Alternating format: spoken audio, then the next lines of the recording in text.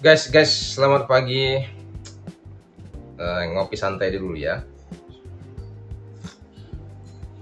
Kita akan cerita dulu dunia dan harga emas.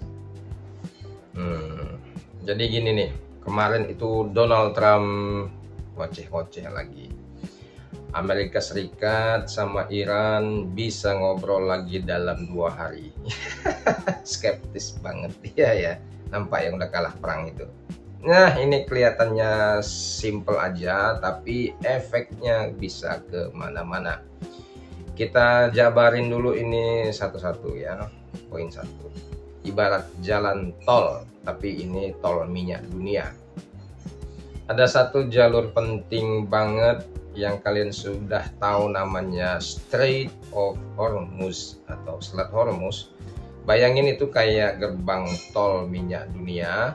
Banyak minyak dunia lewat situ. Jadi kalau Iran ribut, maka bisa berefek jalur ini akan terganggu dan minyak mahal. Kalau Iran damai, jalurnya aman, minyak bisa turun gitu ya.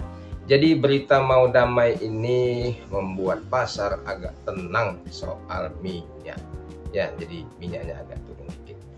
Kedua, dolar jadi kurang diminati karena suasana agak adem. Indeks dolar US dollar indeks malah turun. Kenapa kayak gitu? Gampangnya gini. Jadi kalau dunia lagi takut, biasanya orang pegang dolar. Tapi kalau dunia agak santai, orang cari peluang lain.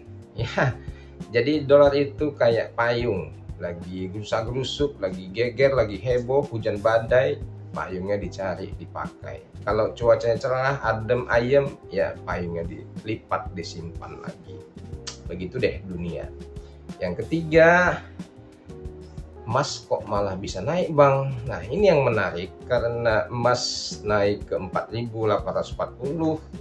Harusnya kan kalau dunia damai emas turun, tapi ini enggak gitu.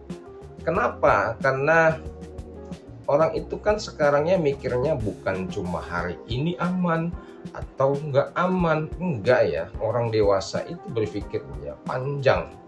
Ke depan dunia ini beneran stabil apa enggak sih? Jadi pikirannya begitu, harusnya sebaiknya demikian.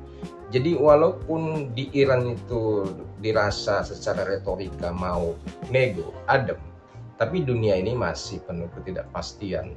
Orang tetap simpan emas buat jaga-jaga, ditambah dolar turun sama dengan ya emas otomatis naik. Ditambah poin keempat lagi, Rusia ini ikutan main, di mana Rusia buat aturan baru untuk membatasi helium. Mau dikasih pajak lagi untuk logam-logam dan baja dari Rusia. Gila kan? Nah ini bahasa gampangnya gini, gue yang pegang barang, penting nih barang, dan gue yang atur permainannya. Jadi efeknya nih barang industri bisa mahal, yang dagang komoditas ya pasti bisa untung ya. Kelima, intinya apa sih intinya bang? Jadi sekarang dunia itu lagi berubah. Dulu ada perang, semuanya panik, emas naik, dolar naik. Sekarang dunia agak adem, dolarnya turun, emasnya tetap naik. Artinya orang ini mulai kurang percaya sama sistem lama atau sistem dolar doang, dan mulai nyebar ke aset lain seperti emas. Dan kesimpulan terakhir buat kita semua, kamu, aku yang trading, kalau dirangkum sederhananya begini. Emas masih kuat naik karena dolar yang melemah karena orang waspada. Minyak tergantung si Iran deh. Kalau si Iran mau bilang damai ya pasti turun. Kalau dia bilang gua yang ngatur dan terjadi keributan ya mungkin naik. Dan dolar lagi agak ditinggal oleh dunia. Kasihan deh. Jadi penutup pagi hari ini tadi, jadi kalau disederhanakan lebih banget, dunia kelihatan adem tapi orang dalamnya masih deg-degan, makanya dolar dilepas, emas tetap didorong. Demikian dari aku, insight pagi hari ini. Selamat pagi.